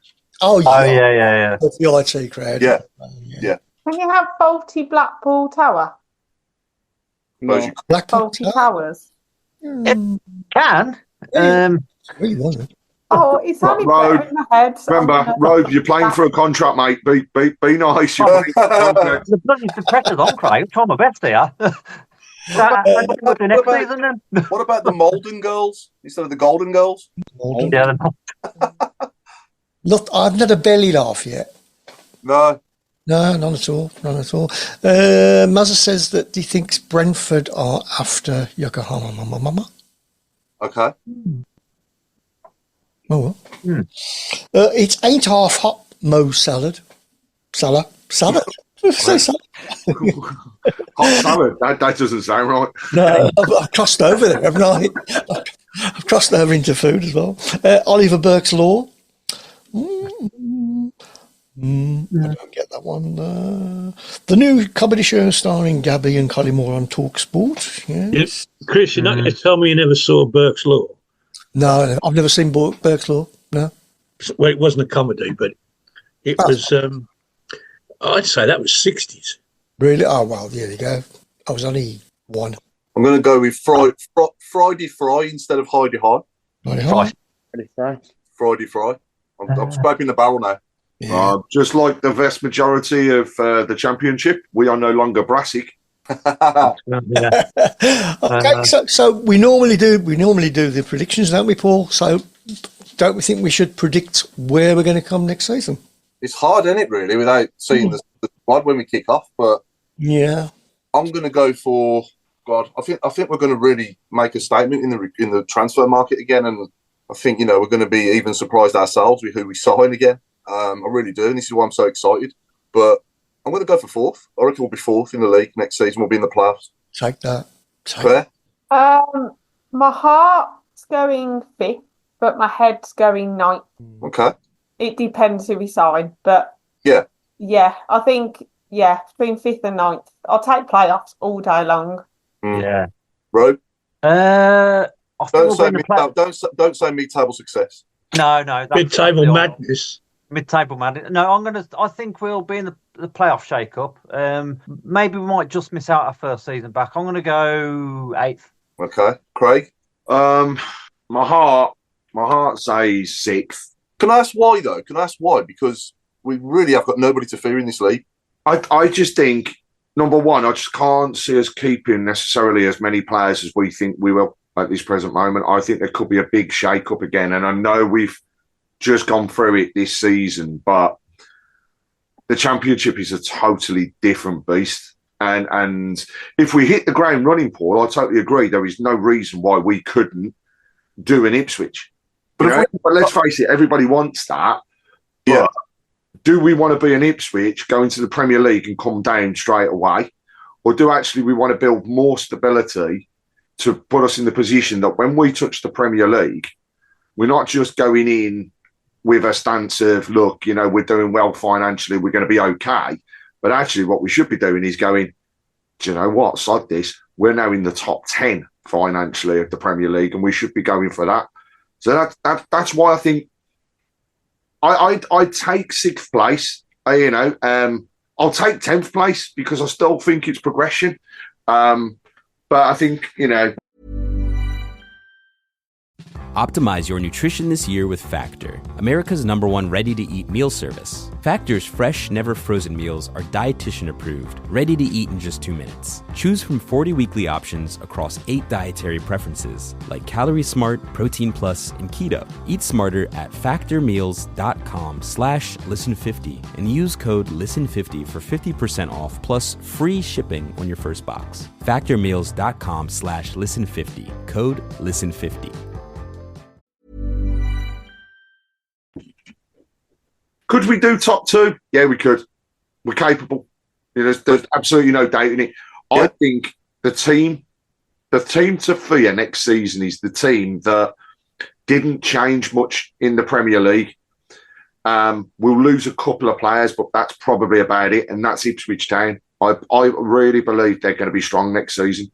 I agree with, I don't want to, really say this too loud, so I agree with Robe that Leicester are going to struggle. I think, financially they're in a bad way already. And now they're losing out big time. So they're going to have to rely on parachute payments. I think they're going to be a lot of what's going to happen. Yeah. Southampton are going to be tough as well. They're going to lose a few players, but again, they're going to go for a restructure that I think will mean that club is there. And then also, I just think there's always some shocks. That the playoffs could still spring a shock. God, Robe's neighbours are going to love this, but I quite like the look of Coventry in the playoffs, You what? Yeah. I really, really think that they could. Sheffield United are obviously going in as favourites, as they should do. They finished 3rd in the league. Sunderland's not in a great run of form. Coventry, though, just seem to have that bit of momentum. And I think that can only but build. I know. I think. Sorry, butting in, Craig. Yeah, I think seriously. I think Coventry are just in flying at the minute. I mean, the job Lampard's done has been. They've forgotten all about Robbins because Lampard's done such a good job. I know that it's phenomenal what he's done, really. But again, it shows that he put a run together. You can fly up the table. And that squad didn't cost anything, really, did it? I know. They've had no money. They've had no money for. It's just peanuts. They've spent peanuts, and look, they've been rewarded. Even if they're losing the playoffs. That's what momentum does, though, and that's what positivity brings. But I mean, going back to the predictions, I'm gonna say my heart says that we'll finish 6th. My head says probably 8th.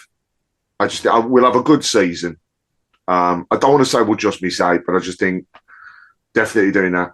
Is Craig and Mark in love? No, Mr. Woods, most definitely not. I don't like him.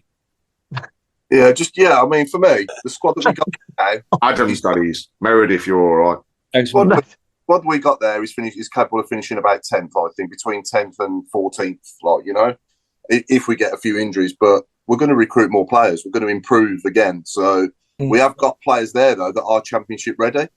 So let's wait and see.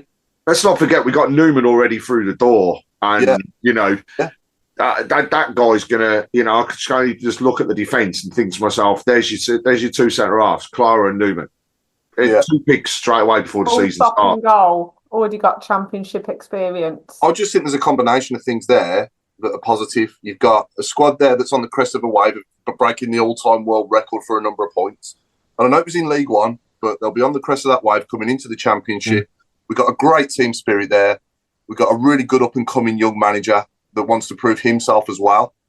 And I just think it's going to be, yet again, next season, it's going to be a really memorable season. Meredith, what do you think? Bill Mintz said, that next season's going to be absolutely fantastic because we're going to set a new record and go for 112 points. Yeah. Just took the words out my mouth. I was just about to say 112 before. No, listen, it's going to be difficult. And I said it last week on the show as well. I think we just have to have some sort of a little reality check into it as well. I just hope I'm with everybody else. My heart says we can get in the playoffs and push. My head says around 10th, 11th position. Just want everybody to stick together and enjoy it. We've had a great season this year. We're not going to get as many wins, I don't think, next season than we did this season, and we got to stick together through it all and hopefully come out the other side successful again. Yeah, I don't expect. The nice thing of it is that I don't expect a relegation battle. No. I'm not saying that there's not a chance of it, but I don't expect it going into this season where we spent probably 8 years knowing that we're going to be battling in the bottom 4 or 5 teams. So I'm no illusion, Mark. It's going to be more difficult, a lot more difficult than this season. But I just think that we've got everything, all the boxes are ticked for me. Off the field, we've got a brilliant director of football in Craig Gardner. We've got a great up and young coming manager. We've got players that are ready there, in my opinion. I think we can finish in the top 6 with Clara at the back, Allsop in goal, Cochrane at left back potentially as well. I know he hasn't played at that level yet, but I think he has got the potential to do it. Paikin Iwachu in midfield, no problem. Stansfield, no problem. There's a third of the team. Alan, what do you think? Well, I agree with Mark. We ought to have a reality check here. So I'm going to be modest and say I think second. I think we'll win it. But I'll say second. Can't be too far out there, can I? Brilliant. Yeah, because there is an unknown factor. Who's coming through the door? Who's going out the door? We don't know that, but we didn't know that this time last year. No. But what we forget is that we put a squad together, which started very badly at Paderborn, if I remember rightly, and over the pre-season grew in stature, and we won every game. Okay, some of the opponents were a bit iffy, but still we won every game. People were scoring goals, and Mr. Stanfield was still a pipe dream. And by the time he came, okay, we had a bit of a hiccup to start with Reading, but then we beat the likes of Wickham and Orient and whatever, and then lo and behold, the most expensive player in the division walks through the door and starts scoring from word off, really. And we can't we don't necessarily expect in the first to 10 new players roll up. It might take a couple of months, but we've got enough as we stand to make it will depend on the fixtures, obviously. I mean, we started last year with everybody who we expected to be in the top half, and we finished up through those fixtures being just ahead. And then we all said, it will get easier. Well, it certainly did. Did we win 18 games without a defeat? Yeah. Chris, can you write down predictions, Chris, and put them to one side on a piece of paper there for this time next year? Just put them there. Just quickly run through it. Alan said second. Paul? Fourth. Claire? 5/8. No, one or the other, Claire. One or the other. Fifth. Okay. Keep your mind up. Robe? I said 8th. Craig? 6th. 6. Ooh. Meredith? 11. 11. No. Definitely didn't say 11 on your phone. Then it said 10. So the That was the stoppage time sponsored by fourth AMG. official has announced there is an addition of 10 minutes as sponsored by Robe's tie. Yeah, we're doing Fergie time for the last show of the season. And I'm gonna run into we'll just get the playoffs. I'll go for the 6th. 6th as well, Chris. Yeah. Yeah. No, well, I'm going to round us off with the Dykes of Hazard. Good one. Any more? Have we got any more? It's all. I think we rounded off now and say goodbye. Okay, so thank you everyone and everyone here as well for obviously been a pleasure doing this season with everyone on here, and thank you to everyone for watching as well. We've been the Tilton Talk Show for this season, and it's good night from me, and we're sponsored by Amg Logistics, and thanks again to Andy at Amg Logistics, Mr. Amg Logistics himself as well for sponsoring us this season and next season, I believe as well, Chris. Yeah, I haven't asked him. I thought he had. He already committed to the 2, hasn't he? Has he? Yeah. Get in there. Yes, now. Hope he has now. I hope he has now as well. I thought he had. Okay, so it's good night from me, and it's good night from the chairman, Alan Watson. Good night. Have a great summer. Warwickshire won yesterday. Yeah. And it's a good night from me, and a good night from the man from Dallas. Not Jay. Mr. Meredith. Thanks, Alan. Thanks to everybody for watching this season. What a great season it's been. Record breakers. Keep right on. Have a great summer, and we'll see you all soon. And I will pass you over to Craig Courtney. It's good night from me. And just to echo everybody else, thanks a lot, everybody, for joining us, being part of the Tilton Talk family, which has grown again throughout this season, and looking forward to next season already. I do think it's probably time now as well just to announce that, unfortunately, Mark Adams has decided to step aside going into next season. And therefore, this will be his last show. On that front, I'm handing over to Mark next. It makes sense for him to do it at the same time as Gary Lineker, doesn't it? Do you know what I mean? And both looking the same with the beard that they do, and both getting on, and realising that mistakes have been made. So, Mark, over to you two to say farewell. Is it me then? No, I just want to. Don't believe him, everyone. Don't believe him, everyone. I'm not going anywhere. No, I want everyone to have a really good summer. Not in that tie you went. Will you please let me finish, Alan? No, I just want to thank Chris for putting this on every week. I've loved every minute of it. Can't wait to see everyone again soon. Just everyone have a good summer. Enjoy, celebrating what we've done, and we'll see you all back in August. I'm not going anywhere. Good luck with your parole meeting tomorrow, Mark. I hope everything goes all right. I'm sure it will. But I'll be back in August. Don't worry. If anyone from the club is watching as well, on the undefeated logo next season, we have to have the 111. Yeah. Sorry, back to you. Sorry, yeah. So I just wanted to thank. I've thanked everyone. I think. See everyone in August. You handed, or if not before. You handing over to anyone else? Yeah. Who are you handing over to? I'll pass over to Chris. Chris, over to you. That was so long. We've run out of intro. That was just on Mark's one as well. My farewell speech now is going to sound crap. Goodbye. Seriously? No, but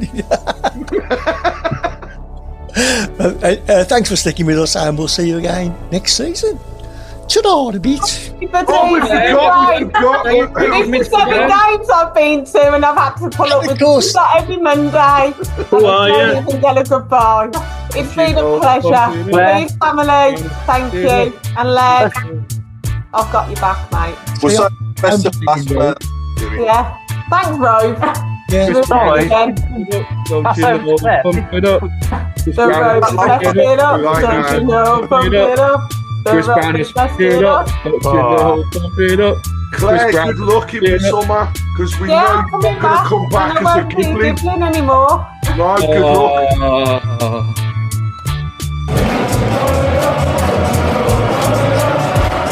Robe was teared up, don't you? One job. It's his fault. It's not mine. Robe was teared up. I can explain. Mark Robe was teared up. When we sign that marquee player, we're not telling Robe. No, we don't. He'll think he's got friends again. He's there in a shirt at the end of his drive with his shirt and tie and his robe. I'm actually wearing my pajama bottoms there. Stand up, Robe. Stand up. No, I'm not really.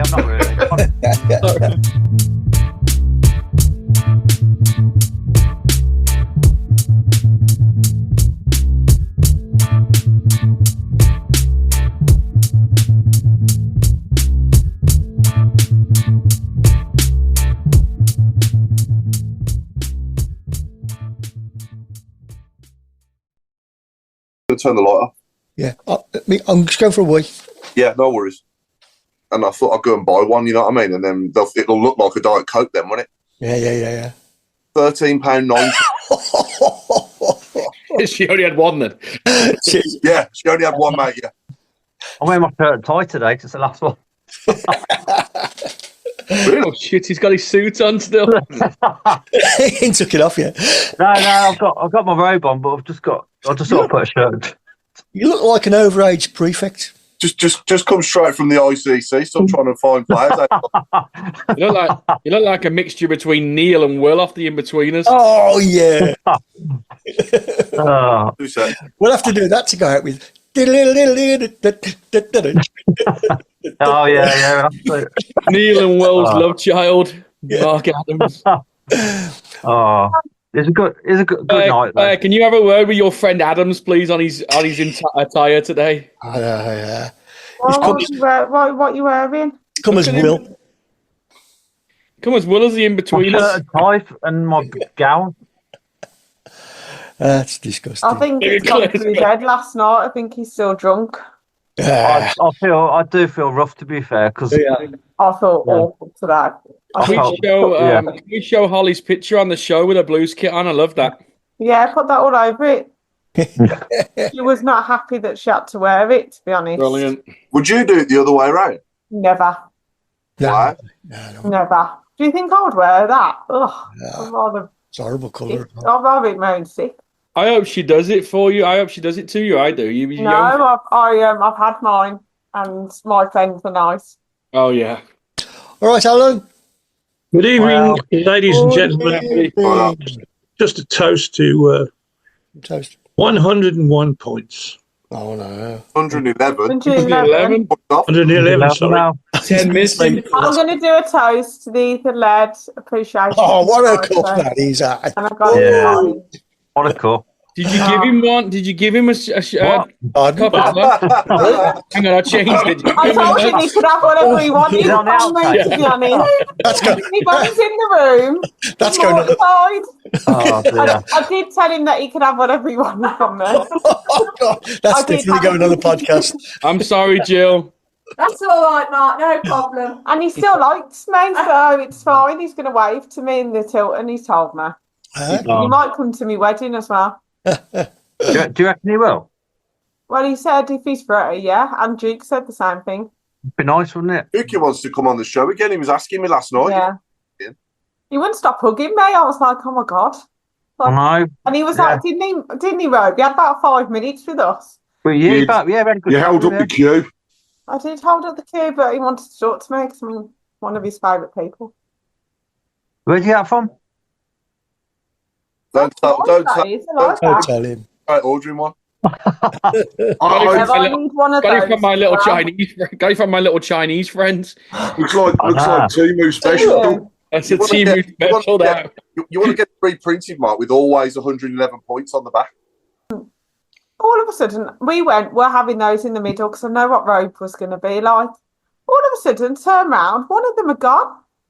Robe had hid it underneath the table. I said, "Did you do that?" right. I've got both of them now, Robe. What's these them triangular things that were in the middle of the tables? Ah. Yeah, they Did were you good. try and steal one? I have Robe. Well, I told no, I was looking after it because I knew that Claire's told me before we went in. If you see any of them, can you look after it for me? So I did. How did you get, your grubby hands? How did you get your grubby hands on the trophy as well, mate? Oh, Mark, Did you do that? there's a story behind this. So the guy that was on the table next to us, absolutely trolleyed, but a really, really nice guy called Tally. And hello, Craig. Yeah, we were chatting away, and just I said, I can't believe that they'd missed an opportunity to have the trophy there and nobody got a photograph. And he went, "Do you want one?" And we was like, "Yeah." And we thought that basically he might have knew somebody that could get us a photograph. Basically, walked to the front stage just as they're packing the stage away. Literally, they're putting stuff in boxes. He walks up to this security guard by the steps and he went, "You're all right, I'm just going for a photograph with the trophy." Literally all he said. Took Robe up, right? This security guard's looking completely blank-faced, wondering what fucking hell's going on. He then walks onto the stage and so he puts his hand next to the trophy and Tally's then gone, "Don't just put your hand next to it, you've got to lift it."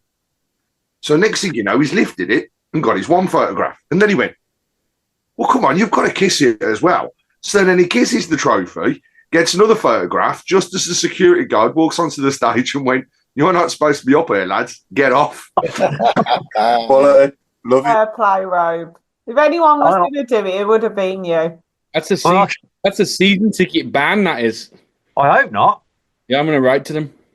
I totally agree. I mean, it's property infringement, I think, is the words that need to be used, Mr. Meredith. Yeah, Did he have name on? Come again. Did he have the blues on? Because last time it didn't. I don't think it did, because when I was looking at it in detail, I could see no, we didn't have our name on it. In your bedroom? No, Rob. Well, it was strange because he tried to walk out, right, and his coat looked about 5 times bigger than what it did when he went in. And he had this blue and white tie, and I swear he wasn't wearing a blue and white tie. And I've never seen advertising for Sky Bet on a tie before. So, but the security guard did stop him and threaten arrest. He's got a blue and white tie on tonight, look, Craig. The ultimate photo would have been about 3 of them free scarves that they were giving away last week round your neck with the trophy as well. Oh, God. Yeah, so, Robe, why are you wearing a tie? Because I said to Chris earlier, I'll make the effort. He's got no buttons on his shirt. Well, it's Velcro. What he's not telling you is it's on a piece of elastic round his neck. He hasn't done it up, really. He nicked it off the school kid. Craig, I said he looked like Neil and Will's love child from the In-Betweeners. Actually, Mark, Tally said to say hello, and he is still your friend. What, me or Mark? You. Oh, that's all right then. He was still pissed, but he was, you know what I mean? He said it. Those friendship cards work then. And there's actually, this one will make everybody laugh. So Robe's there at his table, right? He's had a couple of drinks. Tally has had a few too many, and then went, "So Craig, do you want a drink?" And I'd still got bottles in the bucket. So I was like, no, I'm all right, sir. Then he went, "Robe, do you want a drink?" And he went, yeah, I'll have a bottle of beer. Next thing you know, he's walked off, he's come back. It's not a single bottle. It's a bucket of 6 beers, right? I got 2 Malibus and a Prosecco. Plonked on Robe's desk. He's sitting there. He is just drinking away. He's thinking, okay, now he's just spent a load of money on me because it was like 45 quid for 6 bottles. He had a wristband on, so every drink was free. I tried to get us champagne, and then they went, "It's £99." He went, "We ain't doing that, Claire." Prosecco. I went, "Okay then." Do you know anyone who went to the afters? Because it was all bar one. Yeah, I know a few that went. May kept singing the Wacker song about Dre. I saw a video and I just wondered if anyone. He asked if we were going. I was like, oh, fine, I can't. I'm sorry. Yeah. So, you know, it's 100%. Fair enough. Did you play, Craig? Nah, mate. Craig can run a bath. It's just I thought you were going to play, Craig. What was that? I thought you were playing. I was going to, but then my Achilles is playing up again, so I haven't bothered. I'm not going to risk. I seen him run off the coach, looking for the pens. Thank you, Mark. You know, he's still I running. saw him running around yesterday with like this. He was like Robe the second. Can you let me tell you though, Craig, that weren't me. Hey, Craig, can I say though, that was Robe that left them pens on the lawn, mate. I know it was. It's all his fault. That's another reason. Another job he couldn't do. I'm petitioning him to go. So Robe has fucked it up, don't you know? Pump it up. Robe has fucked it up. I might as well wear a Balotelli top. Why always me? Yeah. I'll be wondering why it's always you. Never let you forget that now, Robe. Leaving me. Robe, is that tie sewn to the shirt? No, it's on it. You've moved it up. You've tried to close it up at least a dozen times since we started, and it's still an inch and a half down. No. We didn't ask you. Will you stop it? Next, you'll be swinging it in the air and swinging from the chandeliers, and we don't want that. Well, I'm going to go anyway because I've got a school trip tomorrow. I'm going to South London, and I might see the Queen. So you might see the Queen. Yeah, he's going to the Tower of London tomorrow for the VE stuff and my school trippies. So you didn't say the Queen, the King. Queen? No, as in Camilla. I don't call her the Queen normally. She's not my Queen, but this is I just called her the Queen just to be nice. He was there at the first one, wasn't she? And I'm going to be up really early tomorrow. I've got to be in my classroom for 7, so I'm going to bed. Have a good time there and have a good well, and we'll see you soon. See you later. Safe journey tomorrow. Someone will be going to the tower. Somebody else should be going to the tower. Can we lobby for Mark to be in the tower? Who me? Love you, Robe. I don't mean the tower ball. I don't mean the tower ballroom. Grab a gunner.